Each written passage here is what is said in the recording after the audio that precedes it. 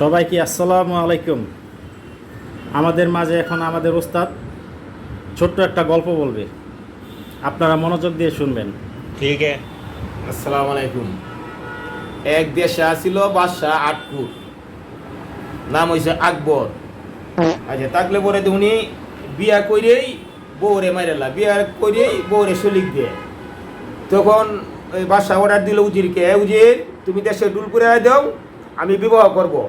তখন এই গীত অর্থ উজিরে ডুল ফিরাই দিছে। তখন এই ডুল জন ফিরাই দিছে। তখন এই এক ঘরে দুই বোন, দুই বোন থাকলে বড় বোনে শুনছে, শূন্য করতে দেয় বোন, ছোট বোন আমার তো মা বাবা নাই, তাহলে আমি বাদশাহ আকবরের কাছে বিয়া বমু। ঠিক है।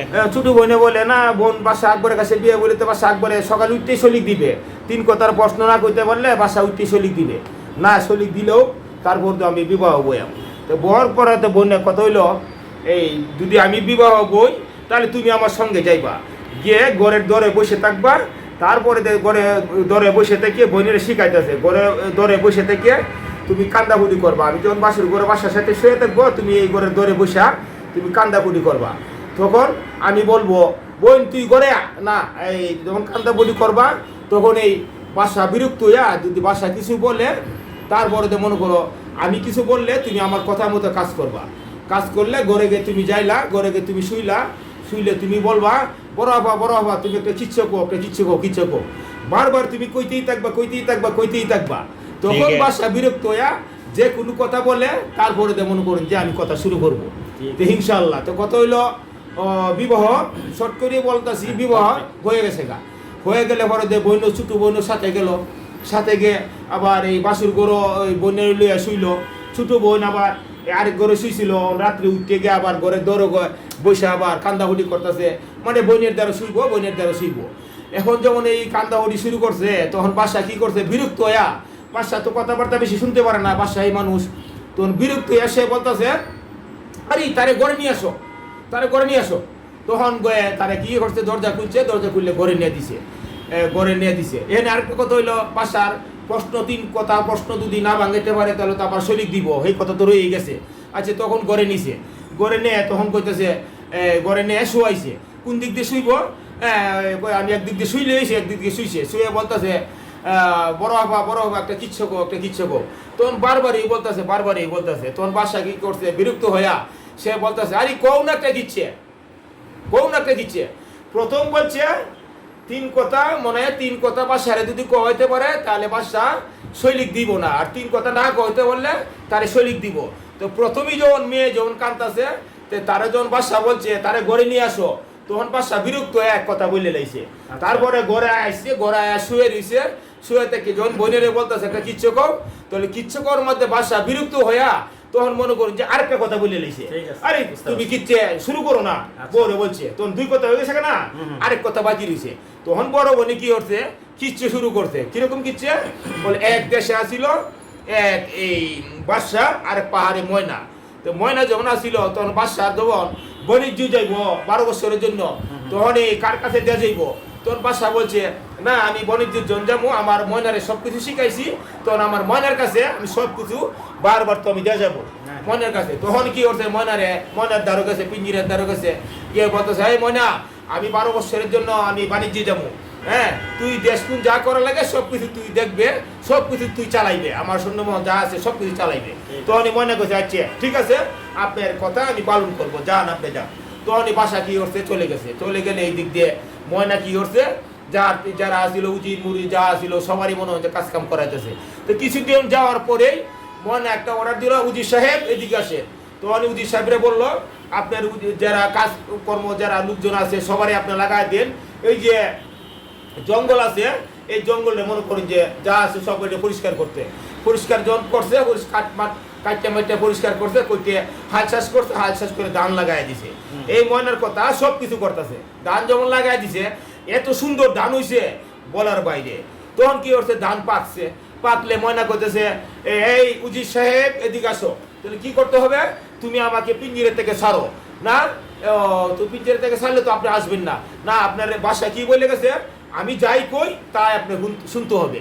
তখন উজির সাহেব মনে করে কথা তো ঠিকই, বাসা বলে গেছে যাই কই তাই শুনতে হইব, তাহলে আমি পিঞ্জিরের তুমিতে দিলাম সাইডে দিলে পাহাড় অঞ্চলে চলে গেছে। পাহাড় অঞ্চলে চলে গিয়ে পাহাড়ি ময়না যা আছে সব মনে করুন না সরি ভুল করলাম। আচ্ছা তখন পিঞ্জির থেকে সাইডে দিছে, সাইডে দিয়ে তখন একটা অর্ডার দিতে উদির সাহেব আপনি এই যে ধান যেটা আছে সম্পূর্ণ মধ্যে আগুন আমরা আগুন ধরায় দিন। তখন আগুন ধরায় দিয়ে সব কিছু চালি বানাইছে। আর ধান যেটা ছিল হুইটে মানে কই হয়েছে গা, মুড়ি হয়েছে গা। তো মুড়ি হওয়ার পরে উনি কি করছে, পাহাড়ের ময়নার দ্বারে উনি উড়ালতে চলে গেছে, পাহাড়ে চলে গেছে। এই ময়না চলে গিয়ে পাহাড়ি ময়না যা আছে সবারই দাওয়াত দিল, দাওয়াত দিয়ে সবারই আনলো। সবারই আনলে সবাই কি করলো, যা মানে মুড়ি আসছিল পুটা সব কিছু টুকায় খাইলো, টুকায় খায় তারা খুশি হইলো। খুশি হয়ে একটা করে তারা লেদা দিয়ে গেল, পায়খানা করে গেল। এই পায়খানার মধ্যে শুধু হীরামানি, পায়খানার মধ্যে শুধু হীরামানি। আচ্ছা যাই হোক, এই পাহাড়ি ময়না চলে গেছে। চলে গেলে এই দিক দিয়ে এত সুন্দর মানুষে বলতেছে, এই অনেক মানুষে বলতেছে, কর্মচারীরা বলতেছে এত সুন্দর দান হয়েছিল। এই দানটা কি করছে ময়না এই আগুন জ্বালায় পুড়িয়ে লাইছে। পুড়িয়ে তারপরে তো মনে হচ্ছে পাহাড়ি ময়নারে দাওয়াত দিল, দাওয়াত দিয়ে মুড়িগুলা খাওয়াই দিল, খাওয়াই দিয়ে একটা করে লেদা দিল।